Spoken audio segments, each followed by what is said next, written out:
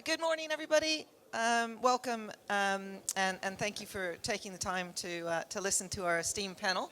We've got an amazing group of people here on the panel that you can. I'm going to fire a few questions to, and then you can fire even more difficult questions to. So we've got on the end Naomi Pride. Naomi's a partner at DLA Piper, a very large, one of the world's largest law firms. She is the Scotland head of litigation and regulation, and she's the global co-chair of space exploration and innovation. Next to Naomi, we've got Helen Meston. Helen is the head of supply chain UK at the prime called Lockheed Martin. And next to Helen, we've got Annika Mulder. Annika's title's even longer. Annika is the VP of Procurement, Transitional and Space Systems Commodity at Airbus Defence and Space. Yes. And I'm Jody Barton. I'm the CEO of Citicorp & Co. We're an investment bank based in London. So we're going to have just a wee chat about all sorts of things space, litigation, sustainability, M&A, development of companies, and kind of touch on, since we've got two primes here and a leading law firm, touch on how they advise clients and how they, as primes, are executing their plan in space and defense. So firstly, I think given the state of the sector at the minute, I think a lot of space companies are at that point where it's a J-curve. They're looking at growth capital, expansion capital, and a little bit panicking, I think, of how they're going to do it. I think what we're looking at is companies that are trying to figure out how they're going to develop their business and deal with the contractual growth. So they're winning big, huge contracts, but are they going to be able to, how are they going to deliver on these contracts? And sort of what's your experience with giving contracts to companies that you think, are relatively early stage and helping to support them to deliver on those contracts? Yeah, well, thank you, Jody. So I think one of the big topics are, we've got many companies out there who have fantastic technologies and really, really innovative potential. But what we're seeing is that scaling that up to an industrial level and actually thinking about not only what is the technology, what is it going to do, but how are we actually going to produce it. We see that many, many companies stumble at that point. So they've got a fantastic product, they've got a fantastic idea, but they are unable to produce it at scale. And that, I think, is one of the first hurdles that companies have to go through. Good morning, everyone. Apologies for the slight cold, but likewise, there's a huge amount of technology out there. How do you insert those new technologies into a domain that's traditionally, you put something into that arena and it stays there for a number of years? That constant refresh, but also how do you get it out of and beyond its TRL level, or the ability to actually be able to utilize it in the first place?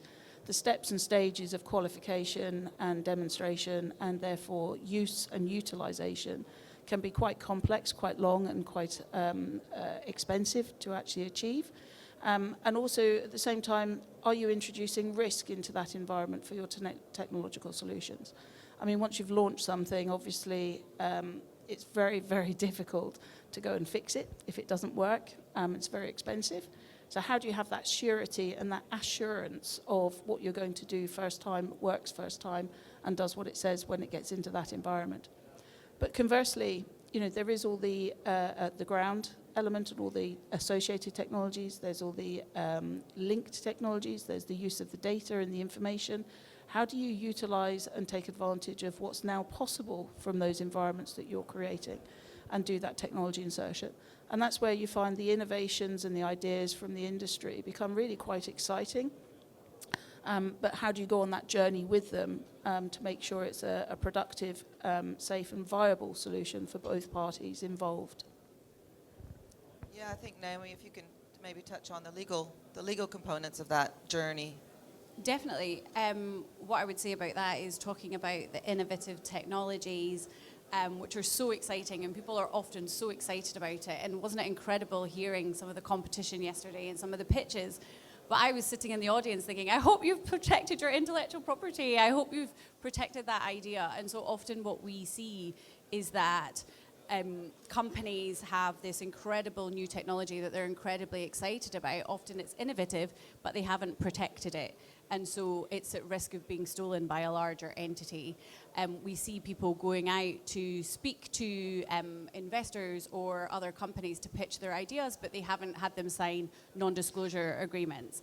And so we would encourage people to, yes, invest in your R&D, but also try to protect yourselves and think about risk mitigation, be that obtaining your patents or other intellectual property protections and entering into non-disclosure agreements. Yeah, I think on that note, as scalability, I think the hot topic at the minute is supply chain, isn't it? And making your supply chain more resilient, really. I think a lot of these companies that are kind of on expansion growth curve and scale up, they would get contracts from the big primes should they demonstrate that they've got a secure supply chain. So how do you think a company can do that? I mean, should they look globally for their supply chain, and how do they do that? I mean, where do they start, really? I think, it's not an easy topic to answer, obviously, because resilience is actually manifold. Because you've got on the resilience scale, side, you've got obviously the financial resilience. Can you actually sustain your business from a financial perspective? You have also the aspect of cybersecurity. Cybersecurity is becoming obviously more and more important. And obviously when companies when we work with a company, we want to make sure that we are protected as well from their side, because we are connecting with those companies with our IT systems. Then we look at obviously what is the supply chain. So where do they get materials from? Do they have the possibility to actually procure materials that are scarce? Do they have a good management of their supply chain? So that is also an aspect of it that we're looking at. We are, in terms of resilience as well, looking at our level of dependency on companies. So is this a single source? Are we completely at their mercy? Are we at the mercy of them sustaining their business? So that is also an aspect that we are looking at. A lot of that, and of course we are looking into, Airbus, we are, you've certainly seen our purpose. We pioneer sustainable aerospace for a safe and united world. And we are really looking into sustainability in terms of how are these companies able to survive, both in terms of regulation, but also in terms of their compatibility with our business. So there are quite a few factors.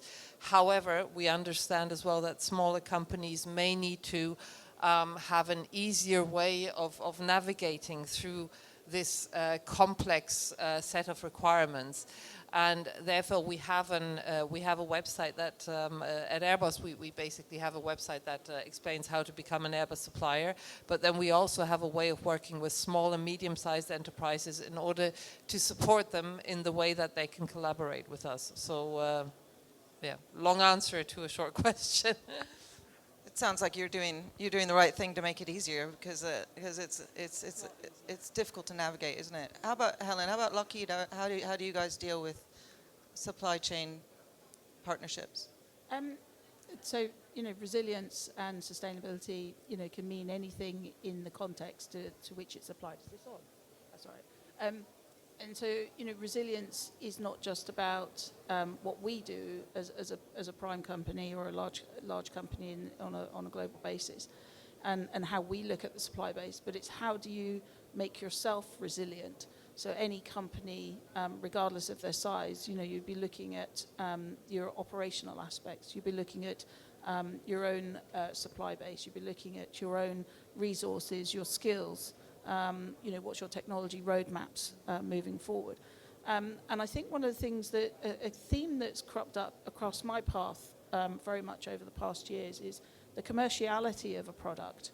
That dependency upon one customer is great, possibly to begin with and to get through some of those huge steps to get the reputation and the product approved and proofed and using in that environment. But then how do you scale it, change it, adapt it, or utilize it, or think creatively of where and what other markets and what other customers can it be used in to give you that diversity of portfolio? And as I say, that comes across my desk very much as a commercialization piece of your own product portfolio. And that's not something that, you know, the large companies can give you the answer to, but it is something that, you know, as a company doing your own due diligence, you take your responsibility for and can take lessons learned. You know, like we were saying there is that, you know, there's how do we make it as easy as possible? So there's many companies and many domains at the moment trying to look how to break down those barriers, both at government levels as well as industry levels, to make it easier to understand, well, what is the path through to either achieving work in that domain? Because sometimes it can be extraordinarily complex to unpick where to even go for some of these contracts, or how do I get involved, or how do I get known? And then obviously there's the more traditional routes that surround that, such as the B2B events and such and so forth. So it's never stable. There is no one answer that can provide you with a answer that you can repeat every time. You're looking at a tool set, really, that allows you to ask the question repeatedly in every circumstance and for every scenario, because depending on what you're applying it to depends on what answer you get out and what your pathway through to achieve resilience should be.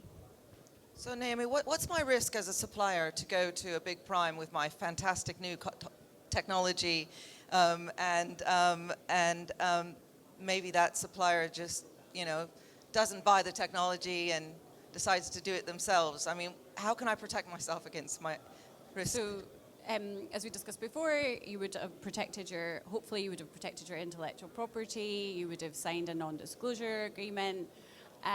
In the event that you did sign the contract with them, you do have negotiating power. I think sometimes people think that when they're negotiating with really large companies and primes, they can't negotiate the contract. You can, sorry. And something that I often tell people to think about, and you know, I'm a dispute resolution lawyer, is the dispute resolution clause. So people are often so excited about signing the contract, you know, getting everything, you know, done and dusted and just progressing. And as soon as the contract's signed, you don't look at it again until something goes wrong. And when it lands on my desk, it means that something's gone wrong.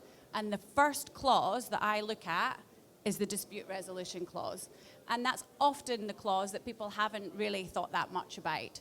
And so, you know, thinking about your governing law, you know, is one jurisdiction more advantageous than another jurisdiction? You know, thinking about your resolution mechanism. So, for example, with international arbitration, space disputes are inherently, and space itself is inherently global. And so, you know, international arbitration can have lots of advantages. It can also be confidential. And so people will say to me, oh, you know, this dispute is catastrophic because potentially we're going to IPO or whatnot, whereas actually it's then, you know, in the public domain because pre-action letters have been issued because it's in court. So, you know, sort of thinking about, you know, arbitration, thinking about your choice of law, thinking about that sort of forum. And you know, I know that you don't get married thinking about divorce. You don't want to sign a contract thinking about what happens when it goes wrong, but it is worth considering. So you don't have to, like governing law and all that, you can pick and choose where your jurisdiction is. You can, and also you can have, so for example with arbitration, I've just been instructed in a matter, and one party is a French company, the other party is a German company. Their contract is being governed by the laws of England and Wales, but in the event of a dispute, it will be heard in Sweden under arbitration, and it will be governed by the Swedish arbitration rules.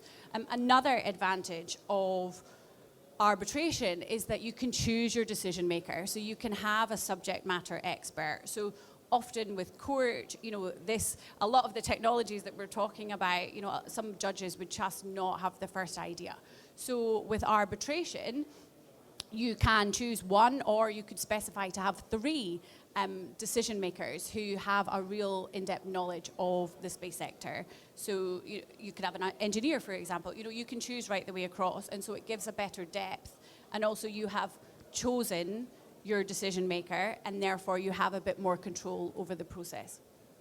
So on that legal front, I mean, how do I navigate around the legislation in the different countries in respect to distribution of my product, my space product? So is there any one-stop shop where I can go and see, what the regulations are if I distribute in Europe or the UK or the US, and can I distribute to Asia, and do you have any guidance on how we navigate around that? Yes, the space law is complex. So there's the 5 international treaties, then but not all countries are signatories to those. You then have your domestic and your national legislation, and that varies between the different countries. And so that can be quite complicated. And so for us, we operate in over 40 countries, and we've got 90 offices. And so a lot of the work that we do across our group is helping global companies navigate the different rules, requirements, regulations, insurance requirements across the different countries, because it can be really complicated. And even with, the domestic legislation, there's some countries like Luxembourg in the US, their domestic legislation says that you can appropriate the lunar resources, whereas the Outer Space Treaty and the Lunar Treaty say that you can't, for example, things like that. So there's that complexity. The EU, we've heard about the EU space laws that are coming up. They are shrouded in secrecy, but we're hopeful that we'll hear more about those Q1 2026. But yeah, it is very difficult, and that's where we see a lot of companies fall down. Do you think we'll actually get there? Like we got there with maritime law, didn't we? And do you think we'll get there with space law? Do you actually think we'll get an international? I hope so. It is very complex. I think we're going to see there's a lot of work still to be done. There's a lot of dubiety. I think at the moment, what's so interesting and people don't realize is that when the international treaties were created, it was post the Cold War. And so this commercialization and privatization for space just wasn't foreseen. And so the Liability Convention, for example, states that nation states have liability. And so people, are fascinated by that because, they don't realize that, if a company sends a satellite up and something goes wrong and there's a collision, it's the nation state, it's the launching state that's liable. And so I think there's a lot of development still to be made with space law, but the inherent international nature of it and all the countries' different competing commercial interests makes that coming to the table more difficult. Yeah, I mean, we look at dozens of business plans sort of every week, and there isn't usually a section in there in respect to how I'm going to navigate my business around regulation. Am I going to be able to deliver on this business plan given the state of the regulation today or in the near future? So I think that's something that's going to rear its head pretty quickly. So Annika, in respect to sort of export controls and sanctions and all of that, I mean, that's also kind of a topic that keeps coming back around to us, and with obviously the war in Ukraine and various other conflicts around the world. I mean, how do you guys deal with that sort of thing? I mean, I know that Boeing, for example, the CEO of Boeing was in my office just after the war broke out in Ukraine. And he had something like 35,000 employees, I think, if I recall.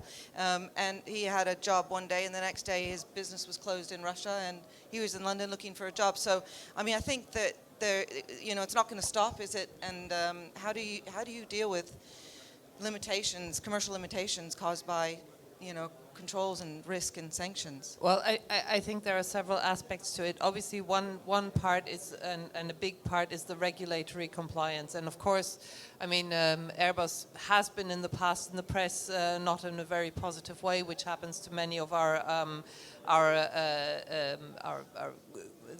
the companies in our scene. So of course Airbus has put in place a very, very strong remedial action plan that was obviously supervised as well as a consequence of the process that we've gone through, and especially on export control.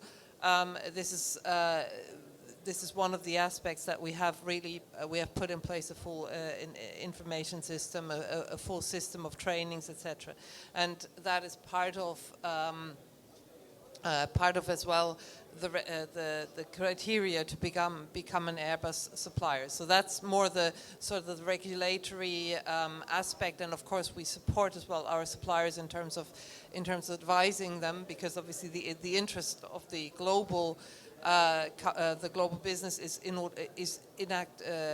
effect to be compliant.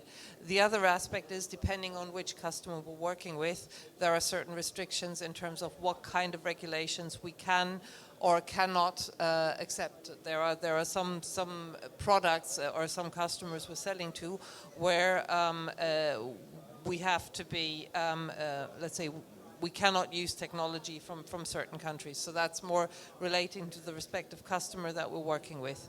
And then coming to application of sanctions, and that is obviously has been a big topic since the Ukraine.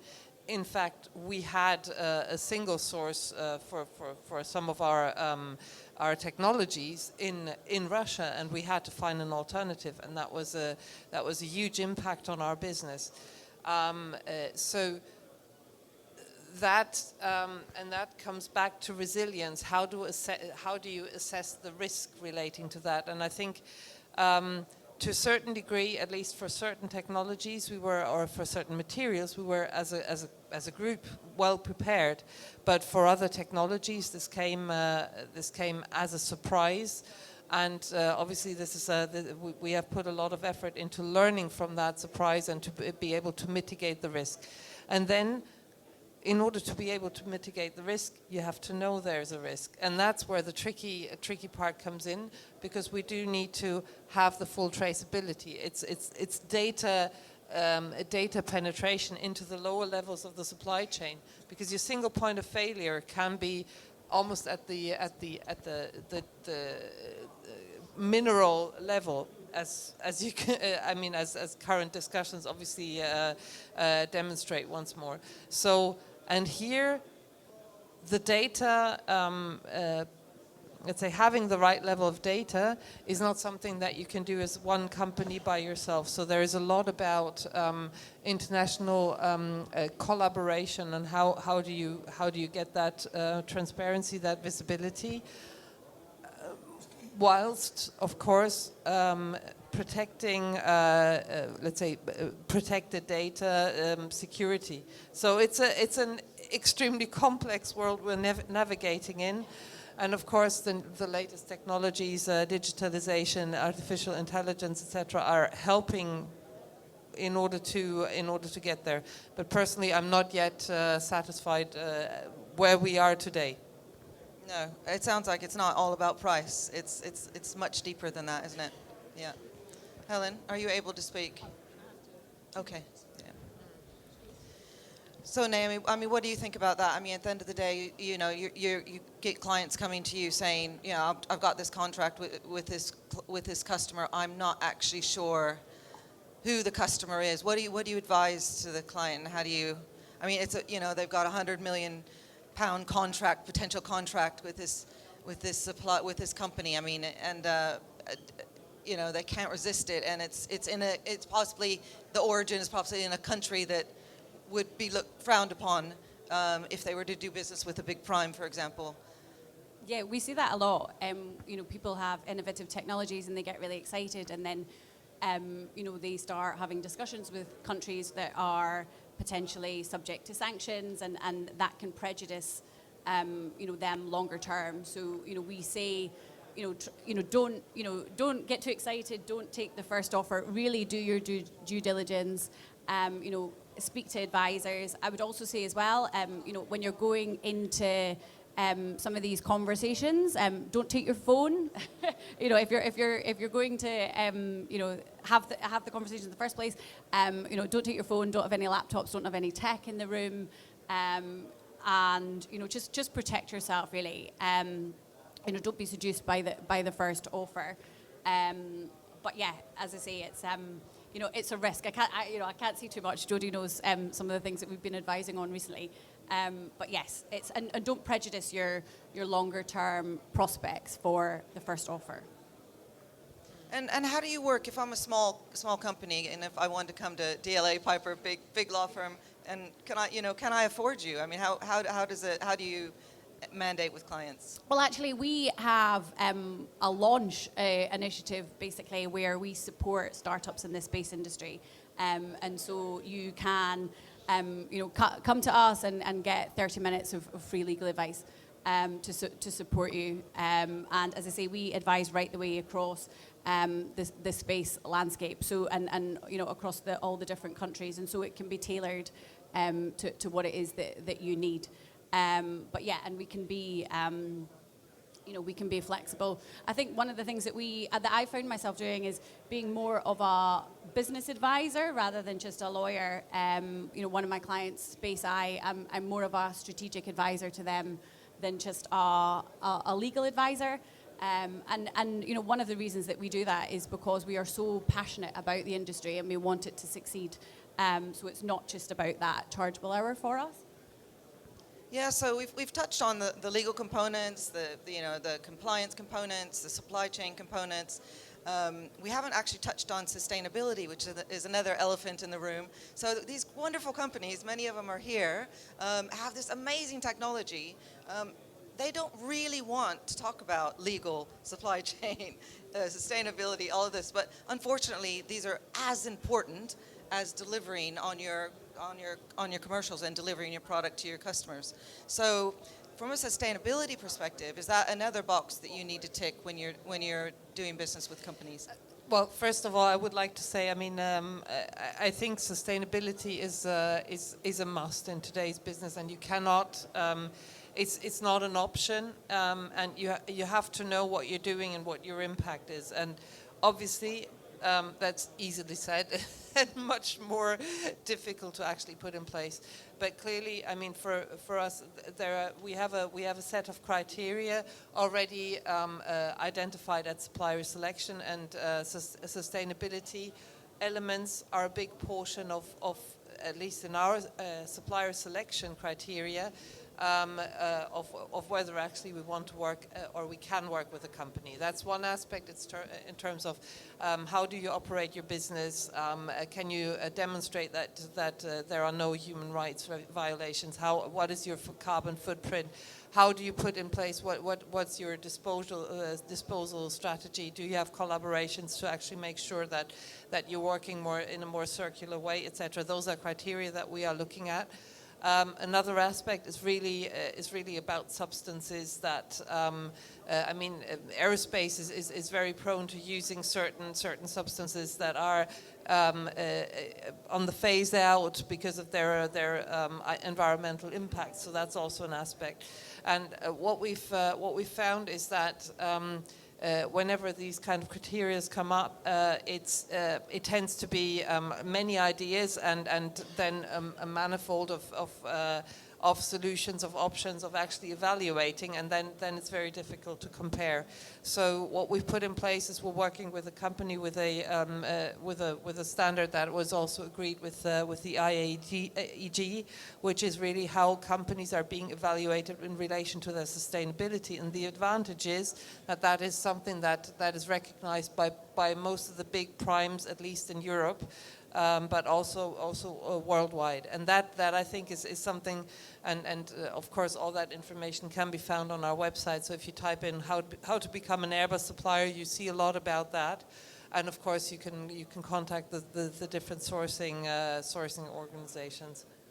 That's amazing. That just makes it easier for everybody, doesn't it? And the validity of the data then is that much more robust as well, isn't it? Yeah. Helen, at Lockheed, do you guys? I know you focus heavily on ESG. Maybe you can touch on how you navigate that. ESG comes in many flavours, as you know, particularly across the UK, Scope 1, Scope 2, now Scope 3. And you also have the government initiatives called under social value. And it's about how do we tie that together from an operational delivery and a positive impact perspective. But it goes much deeper than that, actually, as you were saying, Annika, about the actual product sustainability. What are you sourcing in the first place? Where are you sourcing it from? What is its whole life impact on the product that you're producing for your end customer? And what do you do with it at the end of the life? And are you doing any harm or any impact, to get it through that journey? So again, it comes back to to which point of the relationship or the question or your business operations are you applying the question of sustainability and ESG as a whole. And then you have the layers of, well, if it's for this particular customer, what extra criteria are they looking for? Are there any legislation or mandates that they wish to add into that? And the thing that we're finding is that it's a growing awareness. There's a growing community of people actually willing to share data and to understand and to actually ask the question, well, what does and how does and where does, and those questions are continually being asked. And again, we continually ask them every time because you could never assume, because the environment's changing so fast. The market's changing so fast, the legislations are changing so fast, and obviously the application, at the end result, particularly under social value, for example, can be quite variable as to what is the primary focus area. Likewise, go to the company website. There's oodles of data out there, as there is for many companies. Your regional legislation mandates mean you have to publish a lot of your reports on what are you doing as a company. And there are thresholds for SMEs who have to be involved in that. But as you go down that journey, it's really worth looking at it and having it included, because there's a lot of systems being developed that are very quick and easy ways to actually, again, break down the barriers for SMEs to actually have access to some of these technologies to do their own assessments. So you can start your journey on there without actually having to be required, perhaps formally legislative-wise, for reporting mandates. So there's it's spreading and it's growing. Yeah, so it's not a matter of just appearing to be sustainable anymore. It's actually having to have the data that proves that you are and your supply chain is. Very much so.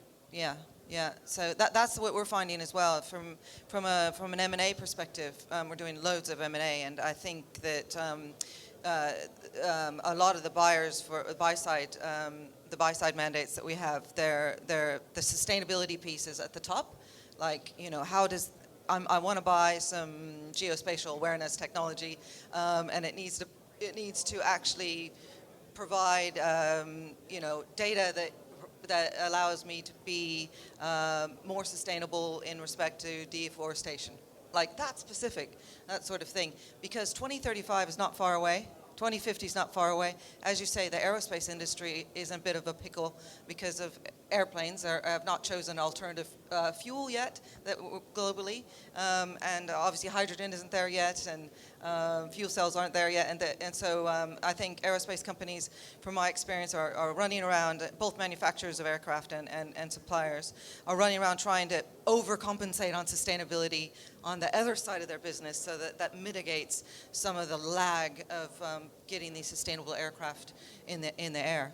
In my view. So, Naomi, do you get your customers? I mean, so the customers that you and I both know and have in common. Do you get them? Are they thinking about it at all, or is it just like way at the end of the list? A lot of them are. I think the intersection between sustainability and commercialization is delicate. However, it is incredibly important. If we're talking about satellites, there are currently around 10,000 satellites in orbit. By the end of the decade, there's predicted to be 60,000. And so, you'll all know about the Kessler syndrome.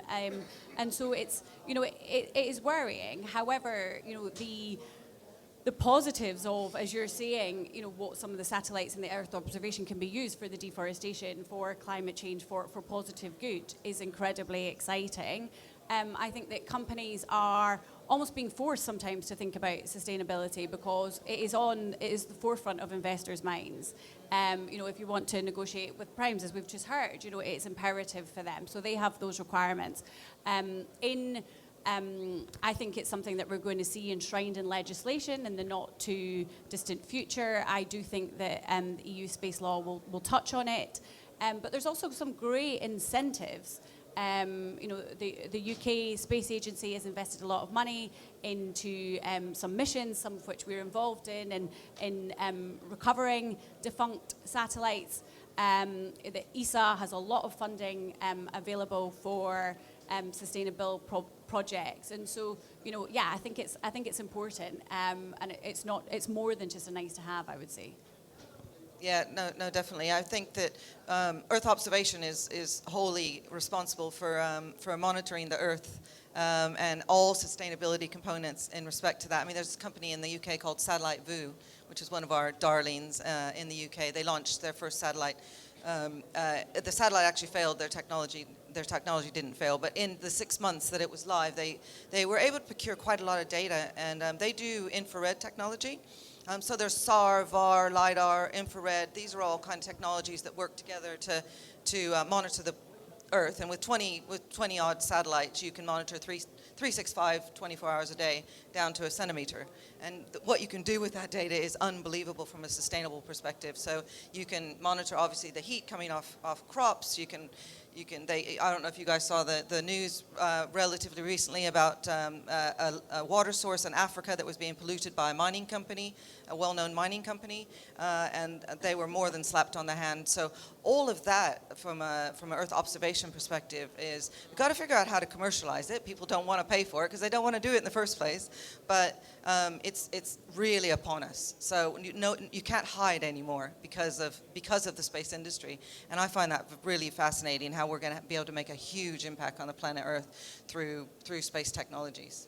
So, and that's what, with our fund, that's what we're investing in, those sorts of companies. So, but I mean, from a practical perspective, there's a lot of people will tell you, can we afford to be sustainable as a world? I mean, is this getting out of control?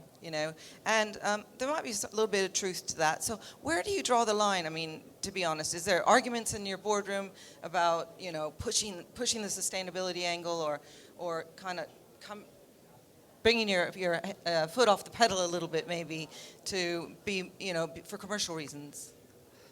Well, I mean, competitiveness is, of course, an important factor, but I'm not saying just it's not just cost reduction, but it's as well really measuring the impact of sustainability, or let's say of your carbon footprint, for example. And I think that, as you were saying, I mean, as well, investors are looking at that. It is a really important factor of the way that you run your business. Now, obviously, there are certain trends at the moment in the world, with certain changes of leadership, that could question that.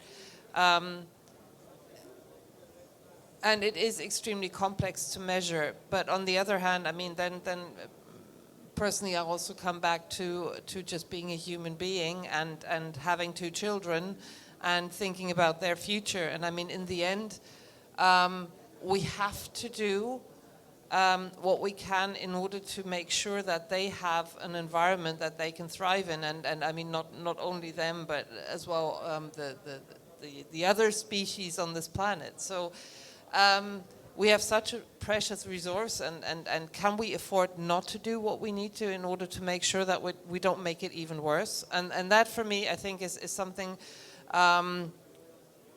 you need to make it pragmatic. It needs to be workable, because if it cannot be done, then you lose as well the industry.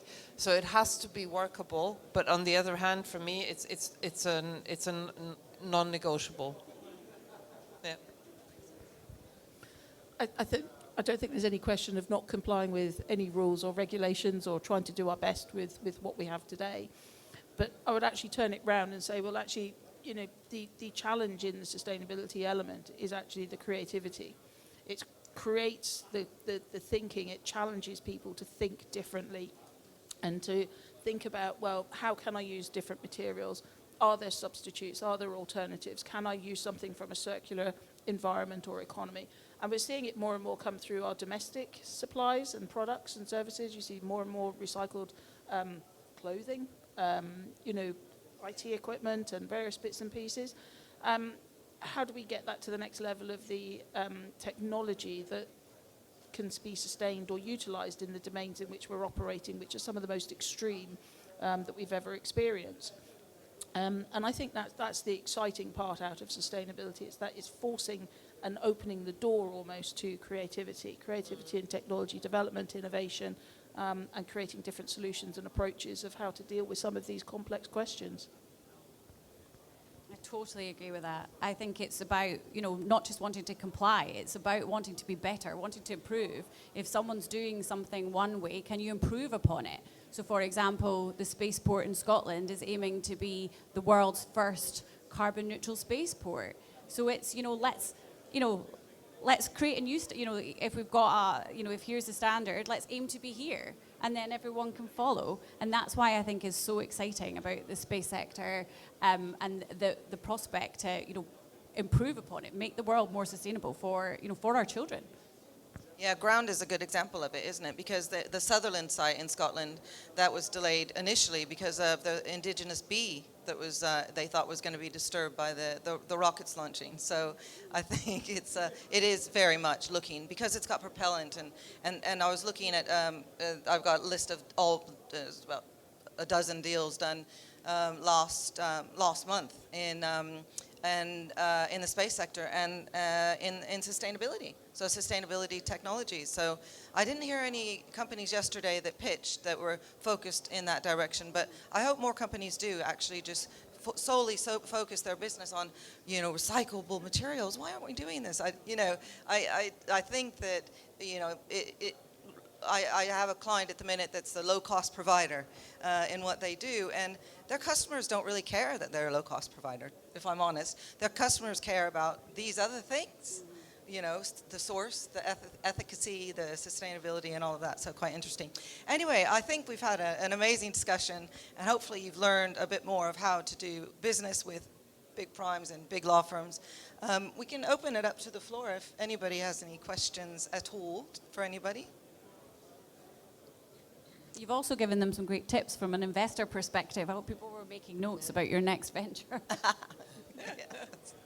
Yeah, true. We didn't really touch on that, did we? Too much. But are there any questions from anybody on anything? Yeah. Hi, Stephen. If you're using blockchain, any thoughts of using it for supply chain? So, have you heard of blockchain? Have you all? Sorry. Yeah. So, have you thought of using blockchain? If yes, how do you incorporate it to supply chain? Well, I think it's one of the technologies that secure, obviously, the data that you're working with. I'm personally not. I don't feel qualified to answer the question, to be clear. So I couldn't answer that. I don't know. I think it's fair to say that,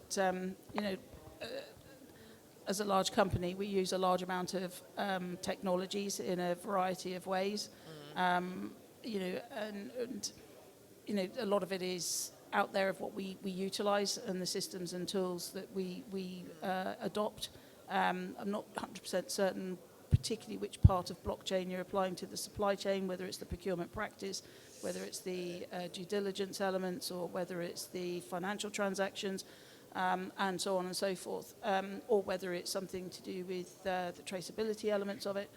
It's where are you applying it in that supply chain process and or that relationship that you have. But technology is constantly evolving, and I'd like to think, as one of the large companies involved in technology, that we do utilize the best of what's available, if not our own technologies, to make things easier and achieve the best purposes. Yeah, I know. So when we're talking about sustainability, sometimes we psychologically focus on like materials and waste, but it's also the whole process. So to your question, yeah, blockchain, the use of new technologies like that helps you improve that process and probably more safer, faster. When we look again, sustainability, using that type of technologies definitely should be something that we are looking into.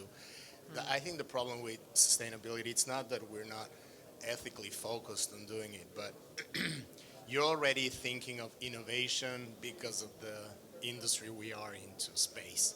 And that the burden is that you have to also think of how you do that in a sustainable way, and it just adds up to the whole formula. That's actually the problem, and probably it's one of the last things you focus on. Not that you don't want to, but you're already so focused on your core part of the innovation that's why you kind of leave the one that, not that it doesn't matter, but it just adds up too much to the whole formula that you cannot digest easily, as a startup especially. Yeah, I mean, it's a good point. You do have to focus on, as a startup, on the commercial aspects of your business. It is so difficult. But on the blockchain point, I think we have a mutual client that uses AI and blockchain to do quite amazing observation stuff. And so Earth observation obviously is a perfect source for blockchain. So it's so much data. So to validate that data more efficiently, using blockchain and AI is absolutely essential. So yeah, we're seeing it in a lot of companies actually integrating blockchain components to their Earth observation technologies. I don't know. Are you in the space sector? You're getting into it. Yeah, yeah. So.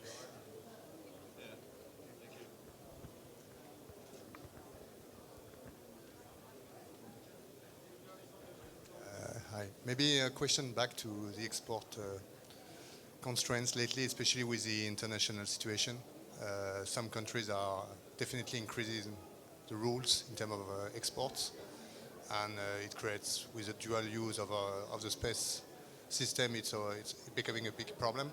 So I was wondering if you are starting to migrate your supply chain to more commercial products to avoid these regulations, and also potentially even develop yourself these technologies to avoid licenses and stuff like that.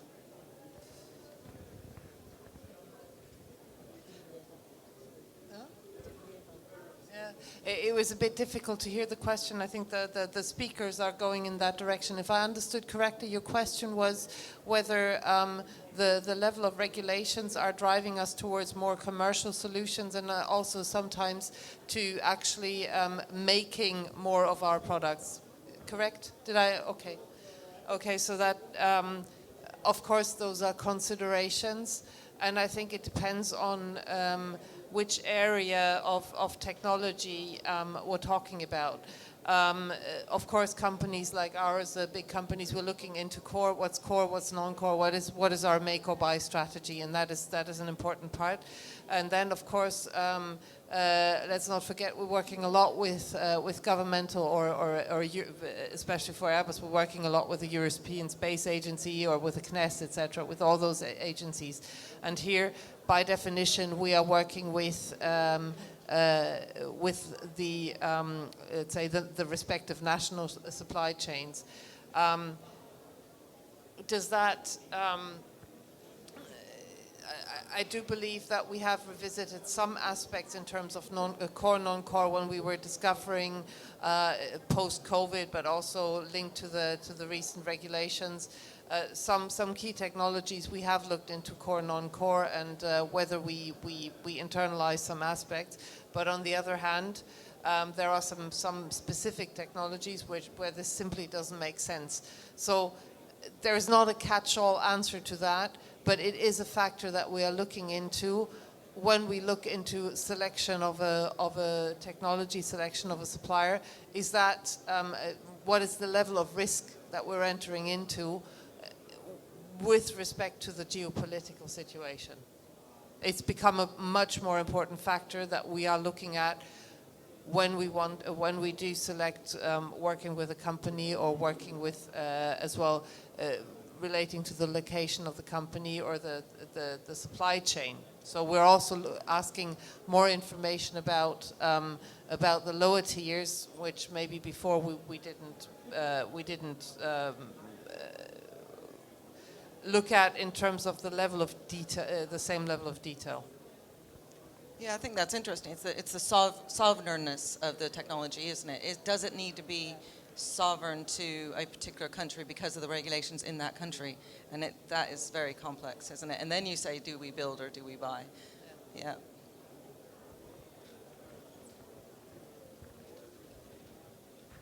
Thanks a lot, Greg Tulqua, actually a colleague of Naomi's.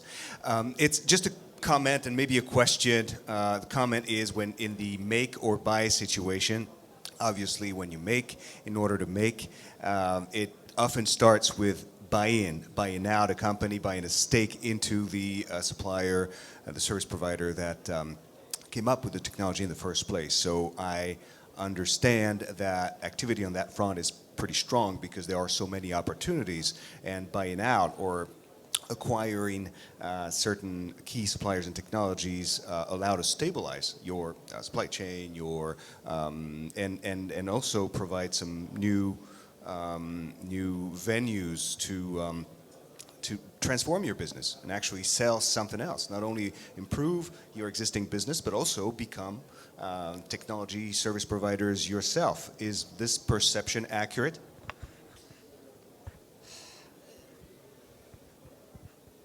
I don't know about you, but Make for us is our own manufacturing facilities, of which we have obviously a global footprint, and they're scaled for various technologies. A buy is, are we buying for the corporation, for our operations? Are we buying for the manufacturing lines? Are we buying for a specific program? The buy question varies, every single time as to what the focus is or what the purpose is or what the end result is that's required. So that's not necessarily an acquisition, as you say, or an investment. It could just be a straightforward procurement, or it could be a development, or it could be any other form of contracting relations on, and it really does depend on for what purpose within the company is what dictates the buy and how we buy, obviously, because there's different shades of being able to shape your contracting and your relationships to meet the needs of what it is you're buying in the first place and why you're buying it, and then the purpose of what you're going to use it for. There is no one answer fits all. I'm afraid it's a question that's asked at every single point of what is the best route to actually achieve what we need to achieve. And it also brings in, the consideration, is it a very niche technology? So is it something that that we could actually identify as a strategic fit with where we want to go as a company? And then it might make sense because obviously we want that is obviously a consideration. But it's I would say, a very rigorous process in terms of, obviously, and selecting really to buy a company is not necessarily the first choice that we go to. But it's part of sort of the strategic orientation where we focus our future business. And given the current, there is again another factor that needs to be taken into consideration. Obviously, when you're working with governmental business, it's not necessarily in your favor if you buy all the companies that you want to work with, because then you cannot actually select them because they're then part of the prime portfolio. So this is also a consideration, especially in institutional business, where let's say increasing your footprint too much is actually not necessarily working in your favor. Yeah? So no standard answer to that.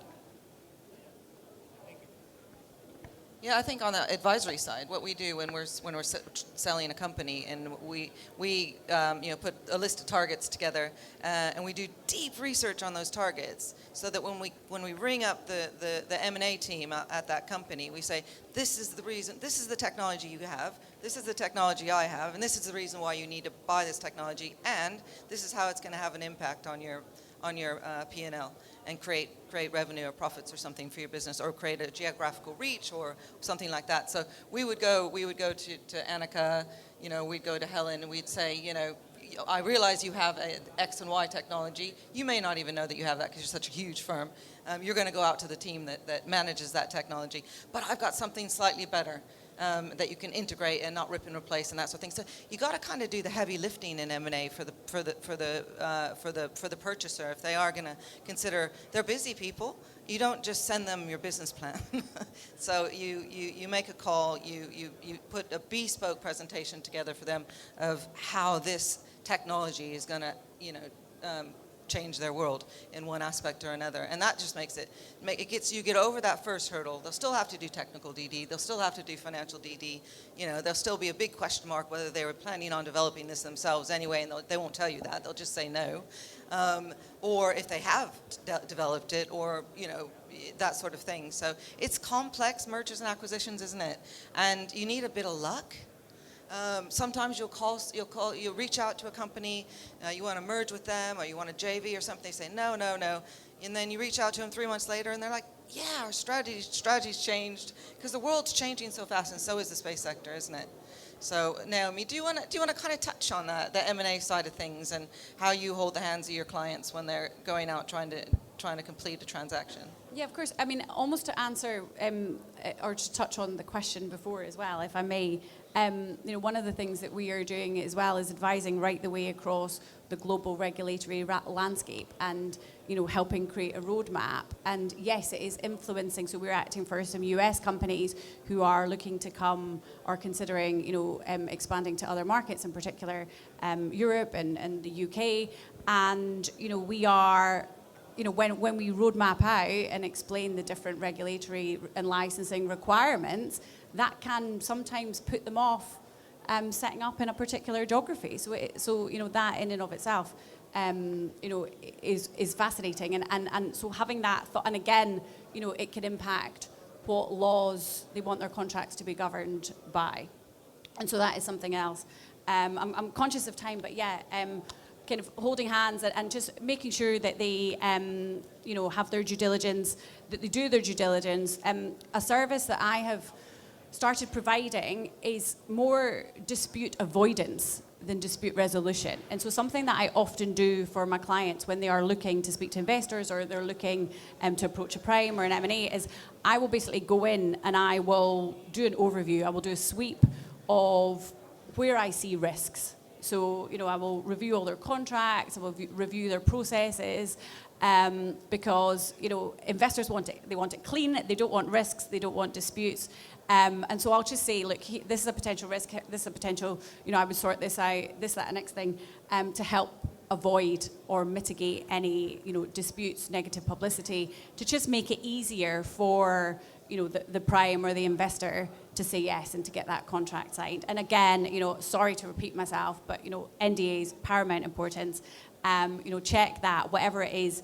A lot of these companies are asset rich in the sense of they have wonderful, wonderful IP, but they don't have cash. And so just making sure that all of the protections are in place, and then also encouraging them to consider their exit strategies. Yeah, not using the same boilerplate NDA for every circumstance. Exactly. Yeah. So good.